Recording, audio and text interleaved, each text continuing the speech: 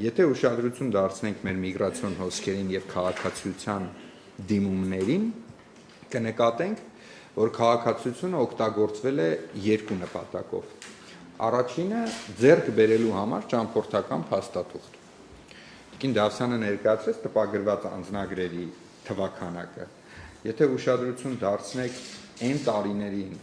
երբ որ մեր հայահոծ համայնքներում Սփյուռքի կային խնդիրներ, օրինակ որոշակի երկրների հետ, որտեղ այդ համայնքի մեր հայրենակիցները, այդ երկրի քաղաքացիներ էին եւ չեն կարողանում ճամփորդել, ունեին ճամփորդական բարդություններ։ Ներկայումս եւս կա նման իրողություն, անթակույց ակնհայտ է Ռուսաստանի հայ համայնքի հետ կապված։ Եվ մենք ինչ ենք նկատում, մենք նկատում ենք ակնհայտ դիմումների կտրուկ աճ քաղաքացիություն ձեռք բերելու նպատակով։ Եթե նայեք անցած տարվա 25 թվականի քաղաքացիության դիմումների քանակը, քաղաքացիություն ստանալու դիմումների քանակը գերազանցել է 32,000-ը։ Դա պատմական մաքսիմումն է Հայաստանի Հանրապետության գոյության ամբողջ ընթացքի։ Դրա նախորդ 2 տարիները 20,000-ից ավել են եղել այդ դիմումները։ Եթե դրանից հետ ենք գնում, արդեն տեսնում ենք 7-8,000 միջին թվեր, հա, տեսնում ենք ինչ-որ իրադարձություն տեղի ունեցավ, մասնավորապես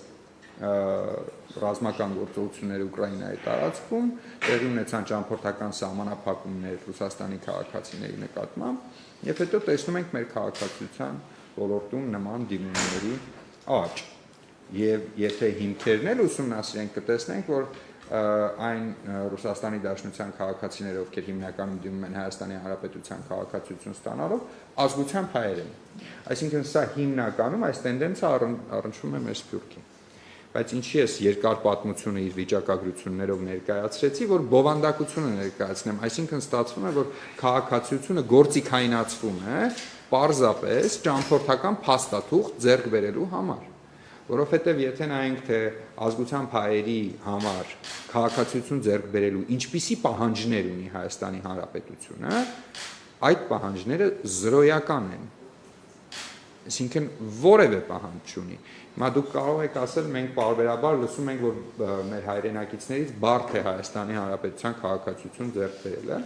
Ես ամենայն վստահությամբ պնդում եմ, որ դա այդպես չի։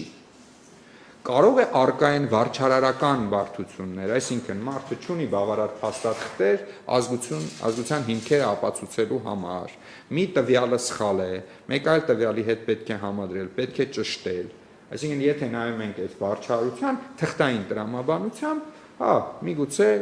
բարդություններ առկա են։ Սակայն եթե նայում ենք այն պահանջներին, որոնք առաջադրում է պետությունը, ազգությամբ հայերի համար քաղաքացիություն ձեռք բերելու համար Հայաստանի Հանրապետությունը ըստ էության ոչ մի պահանջ չի առաջադրում։ Եվ սա իմ մասնագիտական կարծիքով, թույլ տվեք անհամեստություն անել այս պարագայում եւ սա ասել, խնդիր է։ Եվ այս խնդիրը պետք է հասցեագրվի։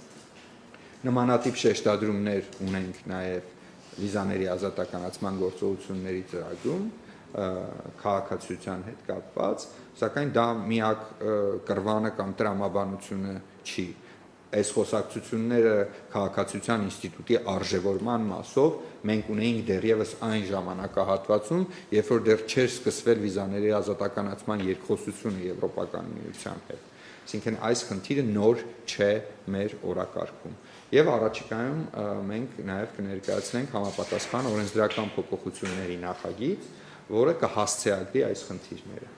Եվս մեկ խնդիր նշեմ քաղաքացիության ինստիտուտի հետ կապված եւ այլ բան այս մասով սահմանափակվեմ։ Այն անձով դադարեցնում է Հայաստանի Հանրապետության քաղաքացիությունը, հնարավորություն ունի 10 րոպե հետո դիմել այդ քաղաքացիությունը վերականգնելու համար։ Արդյոք սա տրամաբանական է եւ նորմալ է։ Կրկին իմ համեստ մասնագիտական կարծիքով ոչ։ Նորմալ չէ եւ տրամաբանական չէ։ Եթե անձը դադարեցնում է իր քաղաքացիությունը, իր կամքով ասում է, որ ես այլևս չեմ ցանկանում լինել Հայաստանի Հանրապետության քաղաքացի, դա նշանակում է, որ այն սոցիալական կոնտրակտը, այն պայմանագիրը, որ ունի պետությունը եւ քաղաքացին ասում է, ես դադարեցնում եմ այդ պայմանագիրը, չեմ ուզում այլևս այդ պայմանագրի մաս լինել։ Սակայն մի այսպես շենքի շուրջ պտույտից հետո կարող է քաղաքացին ասել, չէ, հիմա ես այլևս ցանկանում եմ լինել Հայաստանի Հանրապետության քաղաքացի։ Ակնհայտ է, որ այդտեղ կան այլ դրդապատճառներ, մասնավորապես անչափահասների քաղաքացիության դադարեցման մասով։ Մենք պետք է ինձ թվում է անկեղծ խոսակցություն բացենք այս իմաստով մեր հանրության մասով։ Այսինքն Հայաստանի Հանրապետության պարագայում անչափահասը կարող է դադարեցնել մեր օրենսդրությամբ Հայաստանի քաղաքացիությունը միայն եթե ծնողներից որևէ մեկը դադարեցրել է քաղաքացիությունը։